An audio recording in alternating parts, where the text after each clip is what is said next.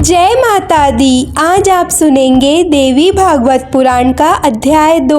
इसमें मुनि के श्राप से रेवती नक्षत्र का पतन, फिर रेवती नाम की कन्या का जन्म, उसका राजा दुर्दम से विवाह और रेवती नक्षत्र का पुनः स्थापन का सुंदर प्रसंग है। कथा अनुसार राजा दुर्दम के स्त्री बनने और श्रीमद् देवी भागवत श्रवण के फल स्वरूप सदा के लिए पुरुष बनकर राज्य लाभ और परम पद प्राप्त करने की कथा सुनने के साथ ही श्री सूत जी ने बताया कि जब इस प्रकार की अत्यंत अद्भुत कथा सुनने के बाद भी अगस्त जी की इच्छा शांत नहीं हुई, तब नम्रता पूर्वक उन्होंने श्री कार्तिकेय जी से कहा। उन्होंने कहा कि आप तो देव सेना के अध्यक्ष हैं। मैं आपके मुखारविंद से यह अलौकिक कथा सुन चुका हूँ। अब श्रीमद् देवी भागवत का दूसरा महात्म्य सुनाने की कृपा कीजिए। स्कंद भगवान कहते हैं, मित्र वरुण से प्रकट होने वाले मुनि, अब यह कथा भी कहता हूँ, सुनो। जिसके एक अंश में भागवत की महिमा कही गई हो, धर्म का विशुद्ध वर्णन हो और गायत्री का प्रसंग आरंभ करके उसका महत्व दर्शाया गया हो, उसे भागवत कहते हैं। भगवती जगदम्बिका से इस कथा का संबंध है, इसीलिए इसे देवी भागवत कहते हैं।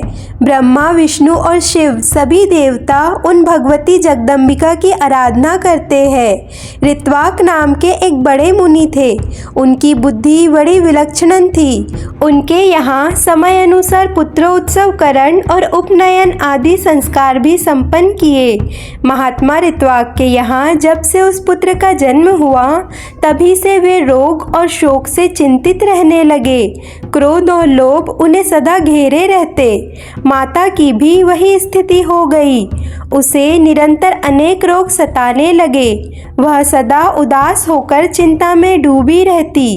अब वह लड़का भी उद्दंड हो गया। तब मुनि अत्यंत चिंतित होकर सोचने लगे कि ऐसा कौन सा कारण हो सकता है जिससे यह मेरा पुत्र दुष्ट हो गया। उस समय उस लड़के ने किसी मुनि की स्त्री को हठपूर्वक छीन लिया था। यह ऐसा प्रचंड मुठ था कि माता पिता की शिक्षा पर तो बिल्कुल ही ध्यान नहीं देता था। तब ऋत्वाक मुनि अत्यंत खिन्न होकर कहने लगे, मनुष्य को पुत्र ना हो ये अच्छा है, परंतु दुराचारी पुत्र हो जाना किसी भी स्थिति में ठीक नहीं है, क्योंकि दुष्ट पुत्र पितरों को स्वर्ग से नरक में ढकेल देता है। वह जीवन पर्याप्त पिता को केवल दुख ही दुख देता है। कुपुत्र और पाप परायण संतान के पिता कभी सुख नहीं पा सकते। ऐसे पुत्र के जन्म से ना तो मित्रों का उपकार होता है, ना शत्रुओं का उपकार। इस जगत में वही पुरुष बड़भागी है जिसके घर सुपुत्र होने का अवसर सुलभ होता है। सदाचारी पुत्र दूसरे का उपकार करता है, माता पिता को सुखी बनाए रखता है, और दुराचारी पुत्र से तो संपूर्ण कुल ही नष्ट हो जाता है। जगत में अपकीर्ति होती है। इस लोक और परलोक में दुख सहने पड़ते हैं और अंत में नरक की यातना भी भोगनी पड़ती है। कुपुत्र से तो कुल का नाश ही हो जाता है। दुष्ट स्त्री मिलने से जन्म की सार्थकता भी जाती रहती है। स्कंद जी कहते हैं, इस प्रकार दुष्ट पुत्र के नीच व्यवहार से दुखी होकर वे श्री गर्ग जी के पास चले गए और उनसे पूछने लगे कि भगवान, आप ज्योतिष शास्त्र के आचार्य हैं, मेरे पुत्र के दुराचारी होने का क्या कारण है, यह मैं आपसे पूछना चाहता हूँ, बताने की कृपा करें। मैंने गुरु की सेवा में तत्पर रहकर विधि पूर्वक वेद अध्ययन किया, ब्रह्मचार्य व्रत का पालन करके उचित रूप से विवाह की, विवाह भी संपन्न की। स्त्री के साथ रहकर मैं सदा गृहस्थ धर्म का पालन करता रहा। विप्र न मुझे नरक का भय सदा बना रहता था। अतः काम संबंधी सुख की इच्छा ना करके मैंने केवल पुत्र प्राप्ति के लिए शास्त्राज्ञ अनुसार गर्भ धारण किया। मुझे फिर भी माता अथवा पिता किसके दोष से मुझे यहाँ ऐसा दुराचारी पुत्र प्राप्त हो गया। यह दुखदायी पुत्र परिवार में बड़ी अशांति फैला रहा है। ऋषि मुनि की बात सुनकर ज्योतिष शास्त्र के पराग मुनिवर गर्ग जी सभी कारणों पर विचार करके कहने लगे, मुनि, पुत्र के दुष्चित होने में न तुम कारण हो, न ही माता या न ही कुल। रेवती का अंतिम चरण गडांग होता है, यही कारण है, क्योंकि वही निंदी बेला तुम्हारे इस पुत्र के जन्म समय पर बीत रही थी, इसीलिए तुम्हें दुखी करना इसका स्वभाव बन गया, दूसरा कोई भी कारण नहीं है। हे ब्राह्मण, तुम उस दुख को दूर करने के लिए जगत जननी भगवती दुर्गा की आराधना करो। यत्न पूर्वक सुपूजित होने पर वे संपूर्ण विघ्न शांत कर देती है। गर्ग जी की बात सुनकर ऋत्वाक मुनि क्रोध से मूर्छित हो गए। उन्होंने रेवती को श्राप दे दिया कि वह आकाश से गिर जाए। उस समय नक्षत्र मंडल चमक रहा था, उधर सबके नेत्र लगे हुए थे। इतने में ही मुनि के श्राप से रेवती नक्षत्र आकाश से टूटकर कुमुदगिरी पर आ पड़ी। रेवती के गिरने से वह पर्वत रेवत नाम से प्रसिद्ध हो गया। तब से उस पर्वत की शोभा और भी अधिक बढ़ गई। रेवती को श्राप देने के बाद मुनिवर गर्ग जी के कहे अनुसार भगवती जगदम्बिका की आराधना करके वह सुख और सौभाग्य से संपन्न हो गए। स्कंद जी कहते हैं, रेवती नक्षत्र का जो तेज पर्वत पर पड़ा, उससे कन्या उत्पन्न हो गई। जगत में अनुपम सुंदरी होकर वह दूसरी लक्ष्मी की तरह शोभा पाने लगी। रेवती के तेज से प्रकट होने वाली उस कन्या पर प्रमुच ऋषि की दृष्टि पड़ गई। उसे देखकर वे प्रसन्न हो गए। उसका नाम उन्होंने रेवती रख दिया। महर्षि प्रमुच का आश्रम कुमुदगिरी पर्वत पर था। उस कन्या को वे अपने आश्रम में ले आए और पुत्री की तरह धर्मपूर्वक उसके पालन पोषण की व्यवस्था करने लगे। जब कुछ समय बाद वह सुंदर कन्या युवती हो गई, तब उसे देखकर मुनि ऐसा विचार करने लगे कि कौन इसके योग्य वर होगा। बहुत सोच विचार करने पर उस कन्या के अनुरूप वर पाने में उन्हें सफलता नहीं मिल सकी। तब वे अग्नि में जाकर अग्निदेव की उपासना करने लगे। अग्निदेव प्रसन्न हुए और प्रकट होकर कन्या के वर के विषय में मुनि से बोले कि मुनि, सदा धर्म में तत्पर रहने वाले पराक्रमी शूरवीर, प्रियभाषी और युद्ध में पीछे न हटने वाले राजा दुर्दम की यह बात सुनकर मुनि के मन में प्रसन्नता छा गई। उसी समय संयोगवश राजा दुर्दम शिकार खेलने के बहाने प्रमुच ऋषि के आश्रम में आ गए। वे बड़े बुद्धिमान, बलवान और शक्तिशाली थे। उनके पिता का नाम विक्रमशील और माता का नाम कालिंदी था। प्रियव्रत के वंश में उनकी उत्पत्ति हुई थी। जब राजा आश्रम के भीतर गए तब उन्हें मुनि दिखाई नहीं पड़े, इसीलिए उन्होंने उस कन्या रेवती को बुलाया और प्रिय संबोधित करके उससे कुछ पूछने लगे।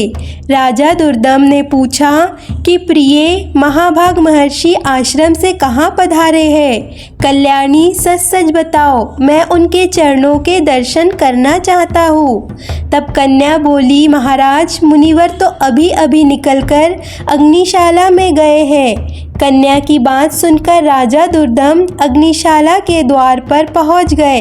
वे राजचित वेशभूषा में थे। नम्रता से उनका मस्तक झुका हुआ था। उन पर मुनि की दृष्टि पड़ी। तब राजा ने मुनि को प्रणाम किया और मुनि अपने शिष्य से कहने लगे कि गौतम, अर्घ उपस्थित करो। यह राजा अर्घ पाने के अधिकारी है, क्योंकि बहुत दिनों के बाद इनका आगमन हुआ है। और खास बात तो यह है कि अब ये हमारे जमाता भी है, अर्थात हमारे दामाद है। ऐसा कहकर मुनि ने उन्हें अर्घ दिया और राजा ने भी उसे स्वीकार कर लिया। इसके पश्चात राजा दुर्दम आसन पर विराजमान हुए। मुनि ने प्रचुर आशीर्वाद देकर उन्हें संतुष्ट किया और कुशल क्षेम पूछा। कहने लगे कि राजन, तुम्हारी सेना, खजाना, मित्र मंडली, भृत्य वर्ग, मंत्री वर्ग, देश नगर और स्वयं आत्मा में किसी प्रकार की कोई अशांति तो नहीं है। ना तुम्हारी पत्नी की तो कुशलता पूछना ही नहीं है, क्योंकि वह तो मेरे यहाँ ही ठहरी है। इसी से मैंने उसका समाचार नहीं पूछा। तब राजा कहने लगे कि भगवन, आपकी कृपा से सब कुशल मंगल है, पर मुझे यह बहुत आश्चर्य हो रहा है कि आपने मुझसे जो कहा, अतः मेरी कौन सी पत्नी आपके यहाँ है। ऋषि बोले, राजन, जो जगत में अद्वितीय सुंदरी है वह रेवती नाम की तुम्हारी पत्नी यहाँ है। वह किस प्रकार तुम्हारी पत्नी हुई यह रहस्य तुम नहीं जानते। राजा कहने लगे, प्रभु, मेरी सुभद्रा आदि पत्नियां घर पर है, उन्हीं को जानता हूँ। भगवान, रेवती के संबंध में तो मुझे कुछ भी नहीं पता। ऋषि बोले, राजन, अभी अभी तुमने जिसे प्रिय शब्द से संबोधित किया है वही तुम्हारी प्रियसी पत्नी है। एक क्षण भी तो नहीं हुआ तुम इसे भूल गए। राजा कहने लगे, मुनि, आप जो कुछ कह रहे हैं वह ठीक है, मैंने तो वैसे ही प्रिय शब्द कहकर बुलाया, परंतु मेरी भावना कुछ सिद्ध नहीं थी। ऋषि बोले, राजन, तुम बहुत ठीक कहते हो, तुम्हारे मन में कोई बुरा विचार नहीं है, किंतु अग्निदेव की प्रेरणा से तुम्हें ऐसा शब्द का उच्चारण करना पड़ा। इस कन्या के पति कौन है, यह बात अभी अभी मैंने अग्निदेव से पूछी थी। उन्होंने कहा, राजा दुर्दम के पति होने और इसे कोई टाल ना सकना, इसीलिए राजन, मैं यह कन्या तुम्हारी सेवा में समर्पण करता हूँ। इसे स्वीकार करो। तुमने उसे प्रिय शब्द से जो संबोधित किया था उस विषय में तो कुछ विचार ही नहीं करना चाहिए। मुनि की यह बात सुनकर राजा मौन हो गए। अब मुनि उनके विवाह की विधि संपन्न करने की व्यवस्था करने लगे। पाणी ग्रहण संस्कार के प्रयास में संलग्न मुनि को देखकर उनकी कन्या उनसे कहने लगी कि पिताजी, उचित तो यह है कि आप मेरा विवाह रेवती नक्षत्र में ही करने की कृपा करें। ऋषि बोले, वत्स, अनेकों विवाहित नक्षत्र है, फिर रेवती में ही विवाह क्यों करें। रेवती तो इस समय नक्षत्र मंडल में भी नहीं है। तो कन्या कहने लगी, रेवती से भिन्न नक्षत्र में मेरा विवाह संस्कार समुचित नहीं होगा, इसीलिए पिताजी, मैं आपसे प्रार्थना करती हूँ कि इस नक्षत्र में ही मेरी वैवाहिक क्रिया संपन्न करने की कृपा करें। ऋषि बोले, पूर्व समय की बात है, ऋत्वाक ने रेवती को नक्षत्र मंडल से नीचे गिरा दिया था, अब वहाँ उसका स्थान ही नहीं रहा। फिर उसी नक्षत्र में विवाह होने के लिए तुम क्यों अपनी प्रसन्नता प्रकट कर रही हो। कन्या कहने लगी, पिताजी, क्या केवल ऋत्वाक मुनि ने ही तपस्या की है। मन, वाणी अथवा कर्म में ऐसी तपस्या करने की क्या योग्यता आप में नहीं। पिताजी, आप तो जगत की रचना करने में सामर्थ है और मैं आपका तपोबल भी खूब जानती हूँ, इसीलिए आप रेवती को नक्षत्र मंडल में पुनः स्थापित करके उसी नक्षत्र में मेरा विवाह कर दीजिए। तब ऋषि कहने लगे, तुम्हारा कल्याण हो पुत्री, तुम जैसा कहती हो वैसा ही होगा। मैं तुम्हारे लिए आज ही रेवती नक्षत्र को सोम मार्ग में स्थित करके उसी में तुम्हारा विवाह संस्कार संपन्न करूँगा। स्कंद जी कहते हैं, हे अगस्त, इस प्रकार कहकर मुनि ने अपनी तपस्या के प्रभाव से उसी समय रेवती नक्षत्र को मंडल में पुनः स्थापित कर दिया। फिर उसी नक्षत्र में ही वैवाहिक विधि के अनुसार मुनि ने राजा दुर्दम को अपनी कन्या सौंप दी। विवाह कर देने के बाद मुनि ने राजा से कहा, वीर, तुम्हें क्या पाने की इच्छा है, कहो, उसे मैं पूर्ण करने के लिए तैयार हूँ। राजा बोले, मुनिवर, मैं स्वयंभू मनु का वंशज हूँ, आपकी कृपा से मुझे मनवंतर पुत्र की प्राप्ति हो। मुनि ने कहा, राजन, अगर तुम्हारी ऐसी इच्छा है तो भगवती जगदम्बिका की आराधना करो, तब तुम्हें मनवंतर का पुत्र प्राप्त होगा। श्रीमद् भागवत का 5वां पुराण है, उसकी 5 आवृत्ति श्रवण करने से तुम अपने मन के अनुसार पुत्र प्राप्त कर लोगे। इस रेवती के गर्भ से 5वां रैवत नाम मुनि होगा। उसे वेद की पूर्ण जानकारी रहेगी, शास्त्र के सभी रहस्य उसे ज्ञात रहेंगे, धर्म में उसकी निष्ठा रहेगी और वह युद्ध में भी पराजित नहीं हो सकेगा। मुनि के ऐसा कहने पर राजा ने उनके चरणों में मस्तक झुकाया और पत्नी को साथ लेकर वे अपने नगर को चले गए। पितामह की राजगद्दी पर बैठकर उन्होंने फिर शासन आरंभ कर दिया। राजा दुर्दम धर्मात्मा थे। वे उसी प्रकार प्रजा की रक्षा करते थे जैसे औरस पुत्र की जाती है। एक समय की बात है, महात्मा लोमश राजभवन में पधारे। राजा ने प्रणाम करके उनका स्वागत सत्कार किया और हाथ जोड़कर कहने लगे कि मुनि, आप तो सर्वसमर्थ हैं, मुझे पुत्र पाने की इच्छा है, अतः आप श्रीमद् देवी भागवत नामक पुराण सुनाने की कृपा कीजिए। राजा की बात सुनकर लोमश जी को बड़ा आनंद हुआ। वे कहने लगे, राजन तुम धन्य हो, तभी तो त्रिलोक जननी भगवती दुर्गा में तुम्हारी ऐसी भक्ति जागृत हो गई है। जो भगवती जगदम्बिका देवता, दानव और मनुष्य की परम आराध्य है, उनमें जब तुम्हारी भक्ति हो गई तब फिर तुम्हारा कार्य सिद्ध होने में भला क्या संदेह है। इसीलिए राजन, मैं तुम्हें श्रीमद् देवी भागवत पुराण अवश्य ही सुनाऊंगा। इसके श्रवण मात्र से कोई भी पदार्थ पाने की इच्छा शेष नहीं रह जाती। ऐसा कहकर लोमश जी ने शुभ मुहूर्त में कथा आरंभ कर दी। राजा दुर्दम बैठकर विधि पूर्वक कथा की 5 आवृत्ति सुन रहे थे। कथा समाप्त होने के दिन उन धर्मात्मा ने अत्यंत आनंद के साथ पुराण और मुनि की पूजा की।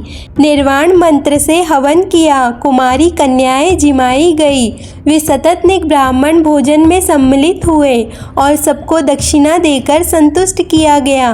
कुछ समय बीतने पर भगवती देवी की कृपा से रानी को लोक का कल्याण करने वाला गर्भ ठहर गया।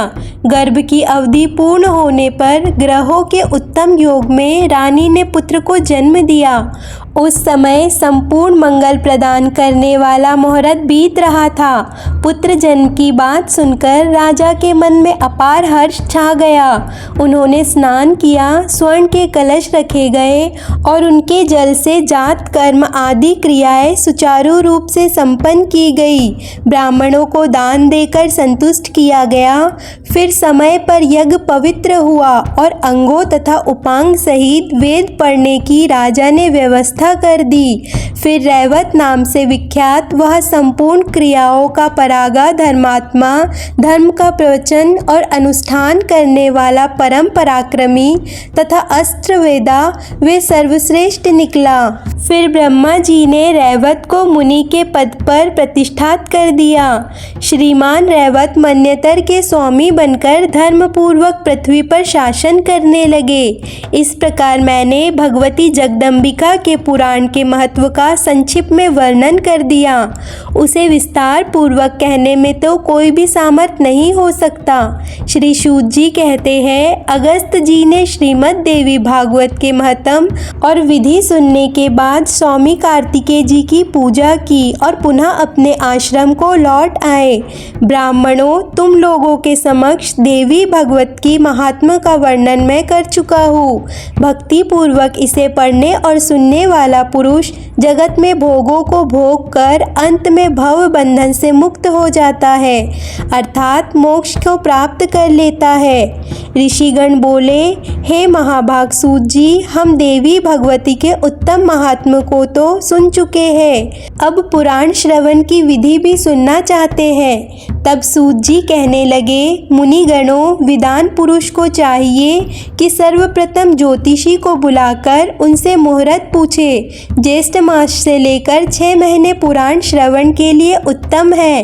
हस्त अश्विनी, मूल पुष्य रोहिणी, श्रवण और मगशीरा तथा अनुराधा नक्षत्र पुण्य तिथियां और शुभ ग्रहवार, इनमें कथा आरंभ करने से उत्तम फल की प्राप्ति होती है। जिस नक्षत्र में बृहस्पति हो उससे चंद्रमा तक गिने। क्रमशः फल समझना चाहिए कि 4 तक धर्म प्राप्ति, फिर 4 तक लक्ष्मी प्राप्ति, इसके बाद 1 नक्षत्र कथा में सिद्धि देने वाला, फिर 5 नक्षत्र सुखकरण, बाद में 6 नक्षत्र पीड़ा देने वाले, इसके बाद 4 नक्षत्र राजम उपस्थिति करने वाले, पद 3 नक्षत्र ज्ञान प्राप्ति में सहायता होते हैं। पुराण श्रवण के आरंभ में इस चक्र पर अवश्य ही विचार कर लेना चाहिए।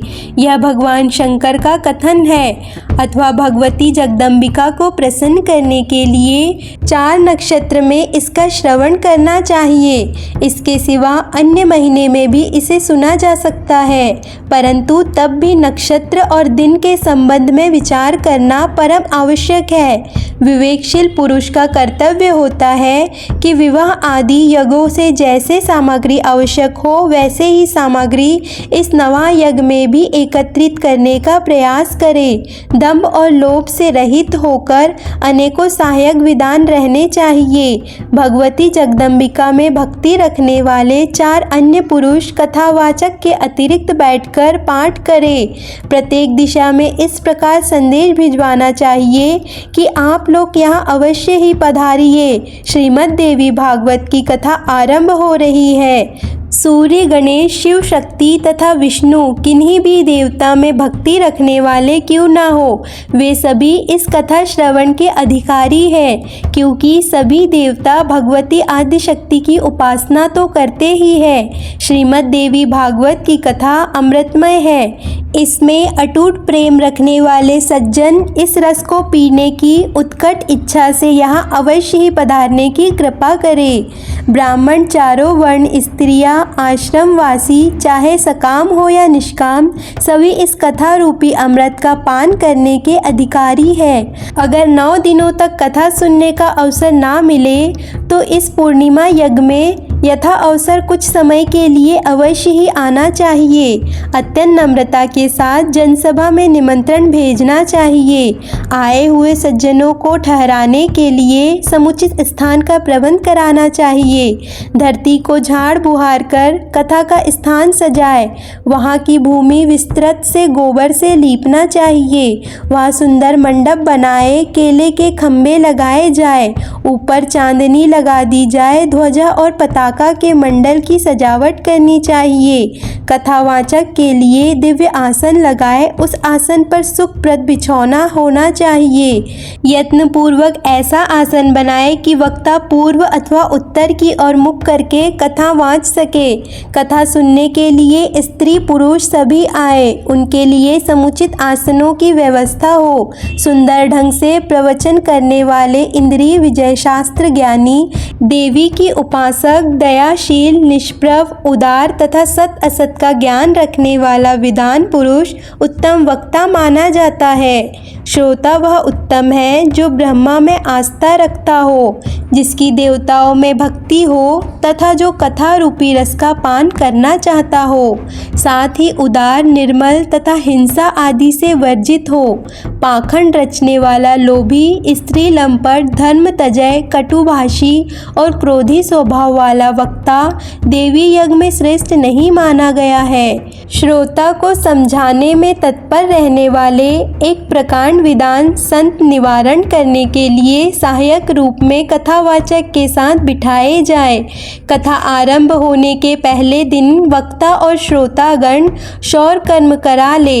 इसके बाद नियम पालन करने में लग जाए। शौच आदि से निवृत्त होकर अरुणोदय वेला में ही स्नान कर ले। संध्या तर्पण आदि नित्य कर्म संक्षेप से करे। श्रीमद् देवी भागवत की कथा सुनने का अधिकारी बनने के लिए गौदान करना चाहिए।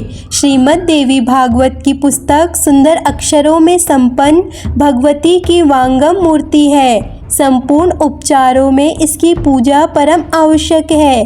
कथा की निर्विघ्न समाप्ति के लिए 5 ब्राह्मणों का उनका पूजन करें। वे ब्राह्मण निर्वाण मंत्र का जाप करें और दुर्गा सप्तशती का पाठ करें। प्रदक्षिणा और नमस्कार करने के बाद भगवती देवी की इस प्रकार स्तुति करनी चाहिए कि हे कात्यायनी, आप महामाया और जगत की अधीश्वरी हो। भवानी, आपकी मूर्ति कृपामयी है। है। मैं संसार रूपी सागर में डूब रहा हूँ, मेरा उद्धार कीजिए। ब्रह्मा विष्णु और शिव से सुपूजित होने वाली जगदम्बिके, आप मुझ पर प्रसन्न हुई। देवी मैं आपको नमस्कार करता हूँ, मुझे अभिलेष वर देने की कृपा कीजिए। इस प्रकार प्रार्थना करने के बाद मन को एकाग्र करके कथा सुने। व्यास रूप मानकर समाहित चित्त से कथावाचक को पूजा करें। माला, अहंकार और वस्त्र आदि से स्वागत करके व्यास देव की इस प्रकार प्रार्थना करें कि भगवान आप व्यास रूप है, संपूर्ण शास्त्रों और इतिहास का रहस्य आपको ज्ञात है। मैं आपको नमस्कार करता हूँ। कथा रूपी चंद्रमा को उदय करके मेरे अंतःकरण में अंधकार को दूर करने की कृपा कीजिए। 9 दिनों तक सभी नियम प्रथम दिन की तरह करने चाहिए। ब्राह्मणों को बिठाकर उनकी पूजा करने के बाद स्वयं बैठ धर्म, कर्म, काम और मोक्ष चारों पुरुषार्थ प्राप्त करने के लिए खूब सावधानी से कथा श्रवण करना चाहिए। उस समय घर, स्त्री, पुत्र और धन संबंधी चिंता बिल्कुल ही दूर कर देना। पंडित जी सूर्योदय से लेकर सूर्यास्त होने के कुछ समय पहले तक कथा बाँचे। दोपहर में केवल 2 घड़ी विश्राम करना चाहिए। लघु शंका और शौच पर नियंत्रण रहे अथवा बारंबार ना जाना पड़े, इसीलिए थोड़ा भोजन करना उत्तम है। वास्तव में कथार्थी एक समय हविष पात्र खाए यही ठीक है, अथवा वे दूध, घी व फल के आधार पर भी रह सकते हैं। विचारशील पुरुष को चाहिए कि जिससे कथा में विघ्न ना पड़े वैसा ही भोजन की व्यवस्था कर ले। हे ब्राह्मणों, अब कथा श्रवण करने में निष्ठा रखने वालों के नियम बताता हूँ। जो ब्रह्मा, विष्णु और शंकर जी में भेद दृष्टि रखते हैं, भगवती जगदम्बिका में जिनकी भक्ति नहीं होती और जो पाखंडी, हिंसक, कपटी, ब्राह्मण, द्रोही और नास्तिक है, उन्हें श्रीमद् देवी भागवत की कथा सुनने का अधिकार नहीं है। ब्राह्मण का धन अपहरण करने वाले, दूसरों की स्त्री पर दृष्टि डालने वाले तथा देवताओं के धन पर अधिकार जमाने वाले लोभी मनुष्य कथा श्रवण के अनधिकारी है। व्रती पुरुष ब्रह्मचर्य का पालन करे, जमीन पर सोए, सत्य बोले, इंद्रियों को काम में रखे और कथा समाप्त होने पर रात में संयम पूर्वक पत्रावली में अर्थात पत्ते के ऊपर भोजन करे। बैगन, तेल, दाल, मधु और जला हुआ बासी या भाव प्रदूषित अन्न त्याग दे। मांस, मसूर, ऋतुमती स्त्री को देखा हुआ अन्न अर्थात राजस्वला स्त्री का देखा हुआ अन्न, मूली, हींग, प्याज, लहसुन, गाजर, कोड़ा और नालिका नामक साग ना खाए। काम, क्रोध, मद, मोह और अभिमान को पास ना आने दे। ब्राह्मण, द्रोही, पतित, संस्कारहीन, पंडाला, यवन, राजस्वला स्त्री और वेद विहीन मनुष्यों के साथ कथा के व्रत में संलग्न पुरुष बातचीत तक ना करे। वेद, गौ, ब्राह्मण, गुरु, स्त्री, राजा, महान पुरुष, देवता तथा देवता के भक्त इनकी निंदा कान से भी न सुने। जो कथाव्रती पुरुष, उन्हें चाहिए कि सदा नम्र रहे, निष्कपट व्यवहार करे, पवित्रता रखे, दयालु बने, थोड़ा बोले और मन ही मन उदारता प्रकट करे। कुष्ठ, क्षय रोग वाला, भाग्यहीन, पापी, दरिद्र और निसंतान भी भक्ति पूर्वक इस कथा को श्रवण कर सकते हैं। जो स्त्री बधिया है, भाग्यहीन है तथा जिसे एक संतान के बाद पुनः संतान ना हो पा रही हो, या फिर जिसके बच्चे मर जाते हो या गर्भ ही गिर जाता हो, ये स्त्रियां श्रीमद् देवी भागवत की कथा अवश्य सुने। जो पुरुष बिना परिश्रम ही धर्म, अर्थ, काम और मोक्ष पाने की इच्छा रखता है, वह यत्न पूर्वक श्रीमद् देवी भागवत की कथा सुने। कथा के ये 9 दिन 9 यज्ञों के समान है। इसमें किया हुआ दान, हवन, जप अनंत फल देने वाला होता है। इस प्रकार नवह व्रत करके कथा का उद्यापन करना चाहिए। फल की इच्छा रखने वाले पुरुष महाअष्टमी व्रत के समान इसका भी उद्यापन करे। निष्काम पुरुष कथा श्रवण मात्र से ही पवित्र होकर आवागमन से रहित हो जाते हैं, क्योंकि निज जनों का भोग और मोक्ष प्रदान कर देना भगवती जगदम्बिका का स्वभाव है। पुस्तक और कथावाचक की प्रतिदिन पूजा करनी चाहिए। वक्ता के दिए हुए प्रसाद को भक्तिपूर्वक स्वीकार कर ले। जो पुरुष प्रतिदिन कुमारी कन्याओं की पूजा करता, उन्हें जिमाता और प्रार्थना करता है, साथ ही सुवासिनी स्त्री और ब्राह्मणों को भी भोजन कराता है, उसकी कार्य स्थिति में कुछ भी संदेह नहीं रहता। कथा समाप्ति के दिन संपूर्ण दोषों के क्षण गायत्री सहस्त्र नाम अथवा विष्णु सहस्त्र नाम का पाठ करना चाहिए। जिनके स्मरण और नमोचरण से तप, यज्ञ और क्रियाओं में न्यूनता नहीं रह जाती, उन भगवान विष्णु का कीर्तन अवश्य ही करना चाहिए। समाप्ति के दिन श्री दुर्गा सप्तशती मंत्रों से या फिर देवी भगवती के मूल पाठ से अथवा निर्वाण मंत्र से हवन करने का विधान है, या गायत्री मंत्र का उच्चारण करके घी सहित खीर का हवन करना चाहिए, क्योंकि इस श्रीमद् देवी भागवत को गायत्री का स्वरूप भी कहा गया है। वस्त्र, आभूषण और धन से कथावाचक को संतुष्ट करना चाहिए। कथावाचक के प्रसन्न हो जाने पर संपूर्ण देवताओं की प्रसन्नता उपलब्ध हो जाती है।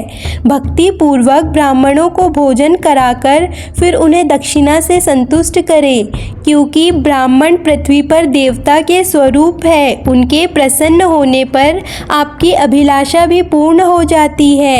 देवी में भक्ति रखने वाले पुरुष सुहागिन स्त्रियों को और कुमारी कन्याओं को भोजन कराए, उन्हें दक्षिणा देकर अपने कार्य की सिद्धि के लिए उनसे प्रार्थना करे। स्वर्ण दूध देने वाली गाय, हाथी, घोड़े तथा पृथ्वी आदि का दान करना चाहिए। इस दान का अक्षय फल होता है। यह श्रीमद् देवी भागवत सुंदर अक्षरों में लिखा जाए। इसे रेशमी वस्त्र में लपेटकर स्वर्ण के सिंहासन पर रखे और अष्टमी तथा नवमी के दिन कथावाचन की पूजा करके उन्हें दे दे। ऐसा करने से वह पुरुष इस लोक में भोगों को भोगकर अंत में दुर्लभ मुक्ति पा जाता है।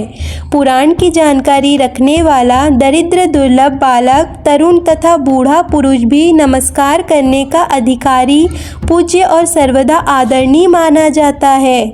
गुण और जन्म देने वाले जगत में अनेकों गुरु हैं, किंतु उन सब की अपेक्षा पुराण का ज्ञाता गुरु ही सर्वश्रेष्ठ समझा जाता है। पुराण की जानकारी रखने वाला ब्राह्मण अगर व्यास गद्दी पर बैठकर कथा वाच रहा हो तो प्रसंग समाप्त होने के पूर्व किसी को भी प्रणाम न करे। पुराण की कथा परम पवित्र है।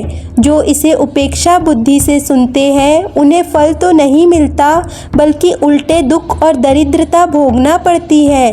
पुराण के जानने वाले पुरुष को आसन, पात्र, द्रव्य, फल, वस्त्र और कंबल देने वाले बड़भागी जन भगवत धाम के अधिकारी होते हैं। जो पुस्तक को रेशमी वस्त्र और सूत्र से सजाकर दान करते हैं, उन पुरुषों को अनेक सुख भोगने का अवसर प्राप्त होता है। अगर कोई पुरुष जिस किसी प्रकार से देवी भागवत की 9 आवृत्तियाँ सुन चुका हो या देवी भागवत 9 बार सुन चुका हो, उसके फल का कहाँ तक वर्णन किया जाए। वह तो जीवन मुक्त ही हो जाता है। राजा से शत्रुता हो जाए, हैजा आदि महामारी का प्रकोप हो जाए, अकाल पड़ जाए अथवा राष्ट्र विलाप हो, राष्ट्र में देश में दुख हो, अकाल हो, तो इन सब के भय की शांति के लिए यह देवी भागवत अवश्य ही सुनना चाहिए। हे ब्राह्मणों, भूत प्रेत संबंधी बाधा को शांत करने, शत्रु से राज्य पाने तथा पुत्रोत्सव होने के लिए इस देवी भागवत का श्रवण परम आवश्यक है। श्रीमद् भागवत के आधे श्लोक अथवा आधे पाठ को भी श्रवण पठन करने वाला पुरुष परम पद का अधिकारी हो जाता है। स्वयं भगवती जगदम्बिका के श्रीमुख से आधा श्लोक ही निकला, फिर शिष्य परंपरा से उसी का इतना विस्तृत देवी भागवत तैयार हो गया। गायत्री से बढ़कर ना कोई धर्म है, ना तपस्या, ना देवता है और ना ही भजने योग्य है। गायत्री शरीर की रक्षा करती है, इसीलिए इसे गायत्री कहते हैं। वही गायत्री इस देवी भागवत में अपने रहस्य सहित विद्यमान है। यह देवी भागवत पुराण जगदम्बिका को प्रसन्न करने का अचूक साधन है। श्रीमद् देवी भागवत परम पावन पुराण है। ब्राह्मणों का ये एकमात्र धन है। नारायण स्वरूप धर्मनंदन युधिष्ठिर ने इसी में धर्म की पर्याप्त व्याख्या की है। गायत्री का रहस्य निवास भूत भगवती के मणिद्वीप का वर्णन और स्वयं भगवती द्वारा हिमालय से कही गई गीता का वर्णन भी इसमें है, जिसके संपूर्ण प्रभाव को महान देवतागण भी नहीं जान पाते।